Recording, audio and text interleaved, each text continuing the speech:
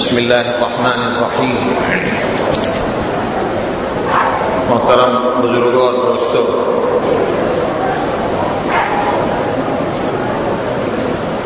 اللہ تعالیٰ نے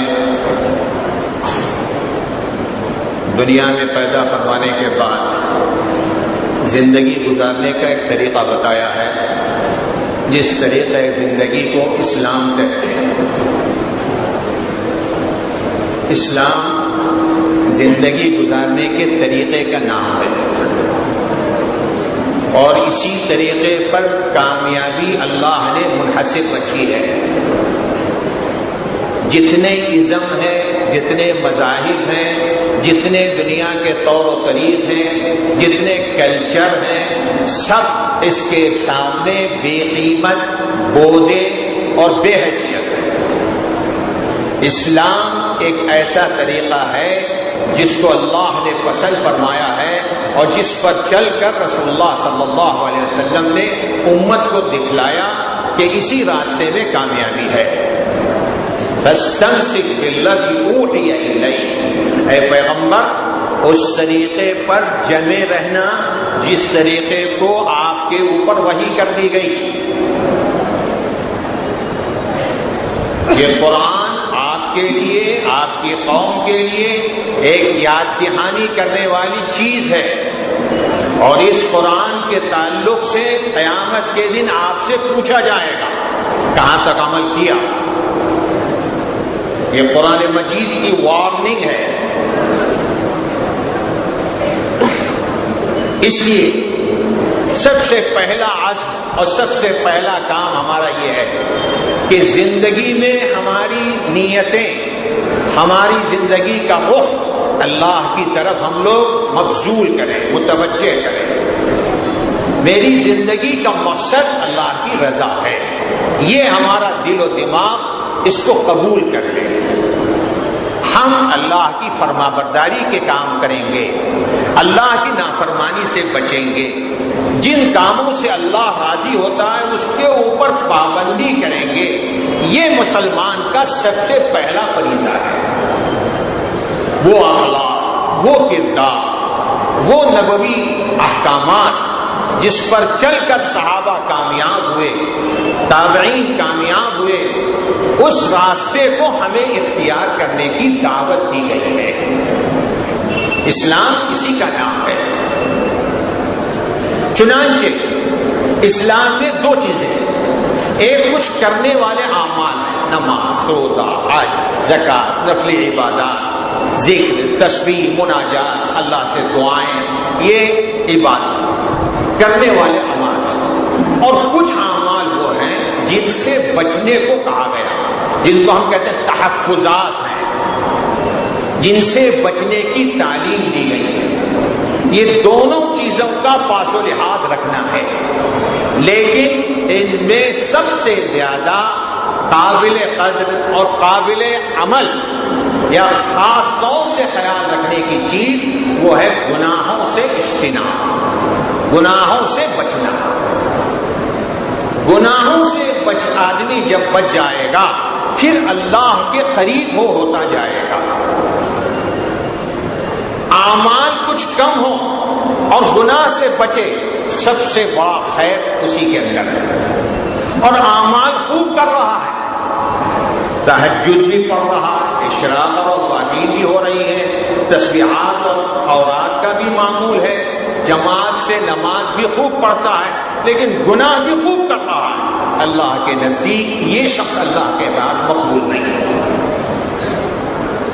گناہوں سے باز رہنا یہ سب سے اہم چیز ہے۔ چنانچہ روایات میں آتا ہے، حضرت عبداللہ بن عباس رضی اللہ عنہ کی روایت ہے، بہت چھوٹے تھے، رسول اللہ صلی اللہ علیہ وسلم کے چچا بھائی، سرکار کی جب وفات ہو رہی تھی تو اس وقت آپ کی عمر 10 سال کی تھی بس، لیکن وہ علم اللہ نے عطا فرمایا کہ امام المحدثین، امام المفسرین ہو گئے،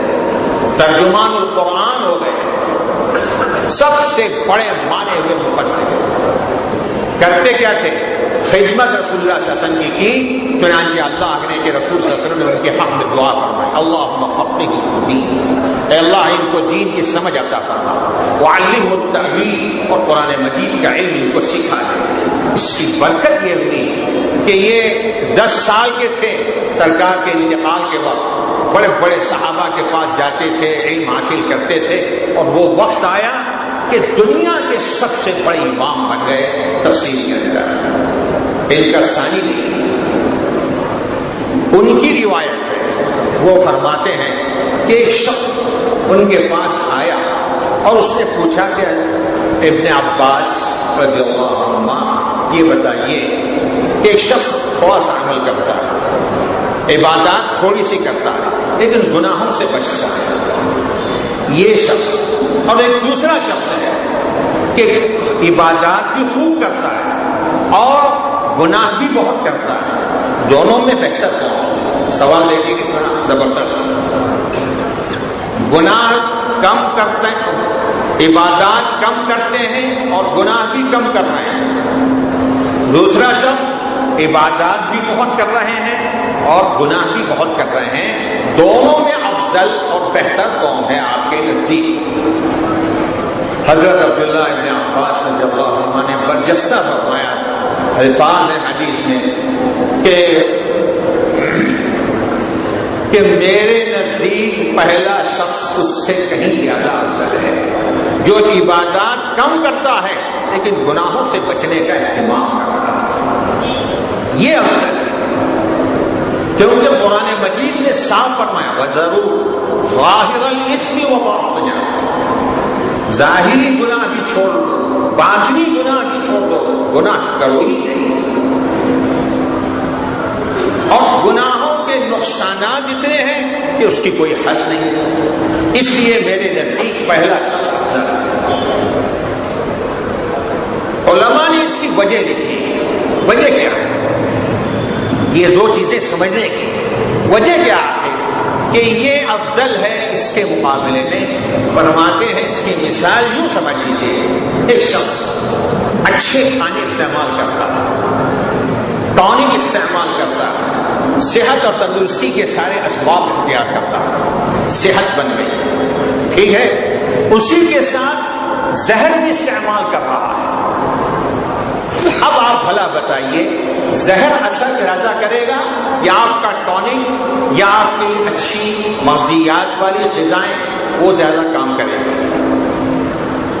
ظاہر ہے زہر انسان کو ہلاکت میں ڈال دے گا، برباد کر دے گا، اس کا ٹونک نہ کام آئے گا نہ اس کی اچھی غذا اس کو کام آئے گا۔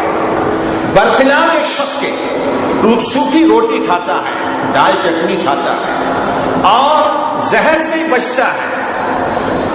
ایسی چیزوں سے بچتا ہے جو زندگی کے لیے نقصان دہ، ان چیزوں سے بچتا ہے، بھلا بتائیے یہ شخص کامیاب ہے تو وہ شخص کامیاب ہے، اس کی دال چٹنی اس کو کامیاب کر دے گی اور اس کو منزل مقصود تک پہنچا دے گی، کوئی راستے میں تکلیف نہیں ہوگی۔ بس اسی طرح سے انسان تو استغفار کر رہا، وہ اچھے اعمال خوب کر رہا ہے، ہماری حالت آج یہی ہو رہی ہے، ہم خوب عبادتیں کر رہے ہیں الحمدللہ، ذکر بھی کر رہے ہیں، توجہ بھی ہے، نمازوں کا اہتمام بھی ہے، لیکن گناہوں سے بچنے کا نام نہیں لیتے، اس طرف دھیان نہیں جاتا، دھیان یہ جاتا ہے کہ کہاں نماز تو پڑھ رہے ہیں، گناہ کہاں کر رہے ہیں، زکات تو دے رہے ہیں، گناہ کہاں کر رہے ہیں، روزہ تو رکھ رہے ہیں، روزہ چھوڑ کہاں رہے ہیں، گناہ کہاں کر رہے ہیں، اس طرف دھیان جاتا، لیکن زندگی میں قدم قدم پر جو گناہ ہوتے ہیں اس طرف ہماری توجہ نہیں جاتی۔ مثلا گھر میں ہم بیٹھے ہوئے ہیں، کسی کے ساتھ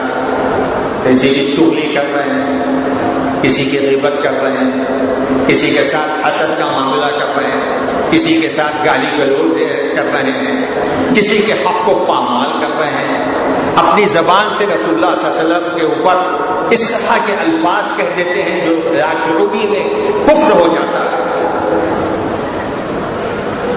دین کی بات کا مذاق اور استخفاف کرتے ہیں،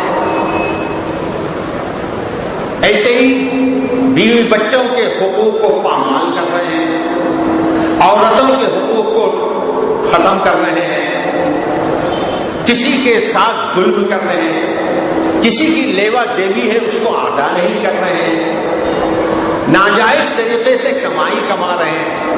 حلال حرام کی تمیز نہیں ہو رہی ہے، یہ سب کام گناہ ہے، لیکن توجہ ادھر کو نہیں جاتی، کہتے ہیں ہم کچھ نہیں گناہ کرتے، نماز روزہ حج زکات سب کر رہے ہیں، کہاں گناہ ہے، اس طرف توجہ نہیں جا رہی۔